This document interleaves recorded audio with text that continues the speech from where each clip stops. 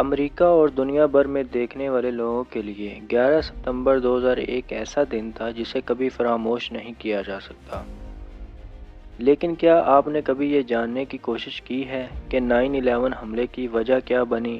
Usama bin Laden اس واقعے میں کس طرح ملوث تھا؟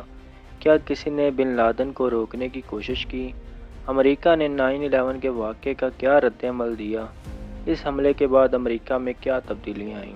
ان ساری چیزوں کو جاننے کے لیے ویڈیو کو آخر تک دیکھیں اور ہمارے چینل کو سبسکرائب کرنا نہ بھولیں۔ بیل آئیکن کو لازمی پریس کریں تاکہ اس طرح کی معلوماتی ویڈیوز آپ کو ٹائملی مل سکیں۔ اسلامی انتہا پسندی کو ایرانی انقلاب، افغانستان پر سوویت یونین کے حملے اور مصری صدر کے قتل نے بھڑکایا۔ وہ انتہا پسندی اسرائیل کے لیے امریکی حمایت اور جابرانہ اور سیکولر عرب حکومتوں کی وجہ سے امریکہ مخالف ہو گئی۔ بڑھتی ہوئی شرح پیدائش اور محدود معاشی مواقع نے سماجی دباؤ پیدا کیا۔ انتہا پسندانہ سوچ نے تشدد کو اپنا لیا کیونکہ مقامی حکومتوں نے پرامن جمہوری اصلاحات کے لیے کوئی اور آپشن نہیں چھوڑا۔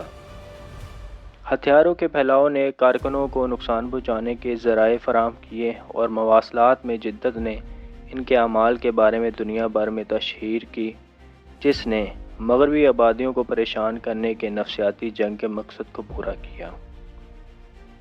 یہ معاملہ 1980 کی دہائی میں افغانستان پر سوویت قبضے کا مقابلہ کرنے کے بعد سعودی قوم پرست اسامہ بن لادن نے غیر روایتی جنگجوؤں کا ایک نیٹ ورک منظم کیا جسے القاعدہ کے نام سے جانا جاتا ہے۔ بن لادن کا خیال تھا کہ 1990 اور 1991 کی خلیجی جنگ کے دوران سعودی عرب میں امریکی فوجیوں کی تعیناتی نے مکہ اور مدینہ کے اطراف کے مقدس مقامات کی خلاف ورزی کی، اور 1996 میں اس نے لازمی طور پر امریکہ کے خلاف جنگ کا اعلان کیا۔ سوڈان اور پھر افغانستان میں پناہ گاہوں سے بن لادن اور اس کے اتحادیوں نے 1993 میں نیو یارک میں ورلڈ ٹریڈ سینٹر، 1996 میں سعودی عرب اور ایک امریکی فوجی بیرک، 1998 میں کینیا اور تنزانیہ میں امریکی سفارت خانوں اور 1998 میں دہشت گردانہ حملوں کا منصوبہ بنایا۔ اسی طرح 11 ستمبر 2001 کی صبح 3 گھنٹوں کے اندر نیو یارک کی بلند ترین عمارتیں ملبے کا ڈھیر بن گئیں اور پینٹاگون جو امریکی مسلح افواج کا اعصابی مرکز تھا وہ جل کر راکھ ہو گیا تھا۔ اسلامی عسکریت پسند گروپ کے 19 دہشت گرد القاعدہ نے 4 مسافر طیاروں کو ہائی جیک کیا۔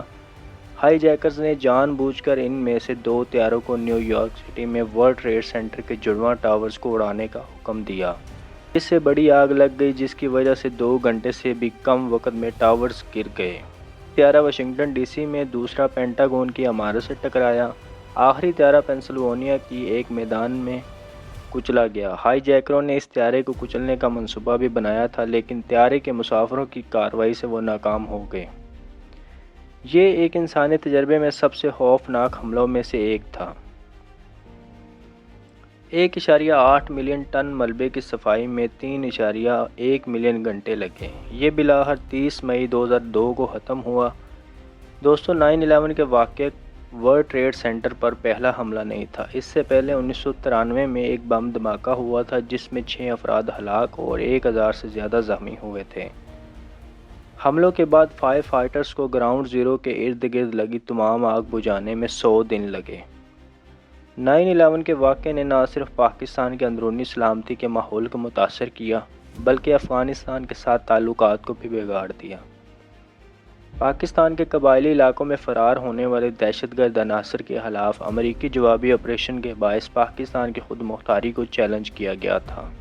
سرحد پار سے دہشت گردوں کے پاکستانی افواج پر حملے روزانہ کی بنیاد پر بڑھنا شروع ہو گئے۔ 11 ستمبر کے حملوں کے نتیجے میں انسانی جانوں کو بہت زیادہ نقصان ہوا۔ ابتدائی ہفتوں میں WTC، پینٹاگون اور پینسلوانیا میں ہلاکتوں کی تعداد 6 یا 7 ہزار تھی، لیکن جیسے جیسے ہفتے اور مہینے گزرتے گئے یہ تعداد مسلسل سکڑتی گئی، بالآخر 3000 تک پہنچ گئی۔ 11 ستمبر کی ہلاکتیں نہ صرف عددی طور پر فوجی اہداف سے زیادہ تھی، ہلاک ہونے والے 2388 افراد میں سے زیادہ تر ملاح یا فوجی تھے، صرف 48 عام شہری تھے۔ 11 ستمبر 2001 کو امریکیوں کو معلوم تھا کہ ان پر حملہ ہو چکا ہے اور شاید وہ جنگ میں بھی تھے، لیکن وہ یہ نہیں جانتے تھے کہ دشمن کون ہے یا ان کے مستقبل کے ارادے کیا ہیں۔ 2001 میں امریکیوں نے فوری اور محب وطن جواب دیا۔ 11 ستمبر کے حملوں کے بعد صدر جارج ڈبلیو بش نے افغانستان میں طالبان حکومت کے خلاف ایک الٹیمیٹم جاری کیا، جس پر انہوں نے اسامہ بن لادن اور اس کے دہشت گردوں کے نیٹ ورک کو پناہ دینے کا الزام لگایا۔ اسی طرح 7 اکتوبر 2001 کو اسپیشل فورسز نے افغان حکومت کو تباہ کر دیا تھا اور القاعدہ کے متعدد رہنما مارے گئے اور کچھ پکڑے گئے۔ تاہم دہشت گردی کے خلاف امریکی جنگ نے کسی واضح حل کا وعدہ نہیں کیا، یہاں تک کہ اسامہ بن لادن کو بھی پکڑا جانا تھا یا مار دیا جانا تھا۔ یہ ضروری نہیں کہ امریکہ کے لیے دہشت گردی کا خطرہ ختم ہو جائے۔ پاکستان، صومالیہ اور فلپائن میں چھپے ہوئے بن لادن کے پیروکار اور دہشت گرد گروپ دہشت گردی کے خلاف امریکی قیادت میں جاری جنگ کا حتمی ہدف تھے۔ 11 ستمبر کے بعد امریکیوں نے دہشت گردی کے حملوں کے متاثرین کی مدد کے لیے اپنے قومی پرچم خریدے اور فخر سے دکھائے۔ ہلاک ہونے والوں کے لواحقین کی مدد کے لیے اداروں اور افراد کو اربوں ڈالر کی امداد دی گئی۔ قومی سلامتی کے قانون سازی کے لیے واشنگٹن میں متعصبانہ اختلافات کو عارضی طور پر ایک طرف رکھا گیا، لیکن 11 ستمبر کے بعد کے دنوں، ہفتوں اور مہینوں میں امریکہ جس اتحاد کا جذبہ دکھاتا تھا، اس کا لازمی طور پر رائے کی یکسانیت میں ترجمہ نہیں کیا گیا۔ امریکی حکومت نے اعلان کیا کہ القاعدہ بنیادی طور پر ان دہشت گردانہ حملوں کی ذمہ دار تھی اور 2001 میں اس گروپ کے رہنما اسامہ بن لادن تھے، جنہوں نے ابتدا میں ملوث ہونے سے انکار کیا تھا اور بعد میں ان حملوں کی ذمہ داری قبول کی تھی۔ بن لادن نے امریکہ کے خلاف ایک مقدس جنگ کا اعلان کیا۔ اس نے اپنے اور دوسرے لوگوں کے دستخط شدہ فتویٰ جاری کیے، جس میں 1998 میں امریکی شہریوں کے قتل کا مطالبہ اس کا مقصد۔ اپنے ایک اہم بیان میں بن لادن نے ٹوئن ٹاورز پر حملوں میں القاعدہ کے ملوث ہونے کا عوامی طور پر اعتراف کیا اور ان حملوں سے اپنے براہ راست تعلق کا اعتراف کیا۔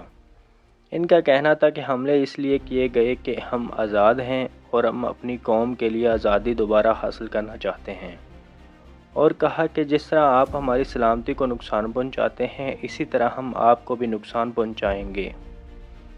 القاعدہ نے مغربی ممالک کے خلاف اپنی سرگرمیوں کے محرکات، سعودی عرب میں امریکی فوجیوں کی موجودگی، اسرائیل کی امریکی حمایت اور عراق کے خلاف پابندیوں کا حوالہ دیا۔ 1998 میں بن لادن نے ایک فتویٰ جاری کیا جس میں امریکی فوجیوں کو سعودی عرب چھوڑنے کا مطالبہ کیا گیا۔ 1998 میں انہوں نے کہا کہ امریکہ 7 سال سے زیادہ عرصہ سے جزیرہ نما عرب میں اسلام کی سرزمین اور امت مسلمہ کے مقدس ترین مقامات پر قابض ہے، اس کے وسائل کو لوٹ رہا ہے، اس کے حکمرانوں کو ڈکٹیٹ کر رہا ہے، اس کے عوام کو ذلیل کر رہا ہے اور پورے جزیرہ نما کو تباہ کر رہا ہے۔ امریکی فوجی اڈہ 9/11 کے بعد عالمی اسٹریٹجک ماحول نے مسلم ممالک کے لیے صورتحال کو پیچیدہ بنا دیا تھا۔ ایک طرف افغانستان اور عراق دہشت گردی کے خلاف عالمی جنگ کا پہلا شکار بنے، دوسری طرف مسلم ممالک میں حکومتوں کو کڑی تنقید کا نشانہ بنایا جا رہا تھا۔ اسلام اور مسلمانوں کے خلاف ہر طرف الزامات کی ہوا چلنے لگ گئی۔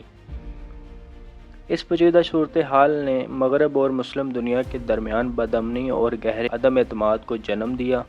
البتہ ایک پرامن اور مستحکم عالمی سلامتی کے ماحول کے لیے ہم آہنگی، تعاون اور باہمی بقا کے احساس کی ضرورت تھی۔ پوری عالمی مہم اسلام اور مسلمانوں کو بدنام کرنے کے لیے شروع کی گئی۔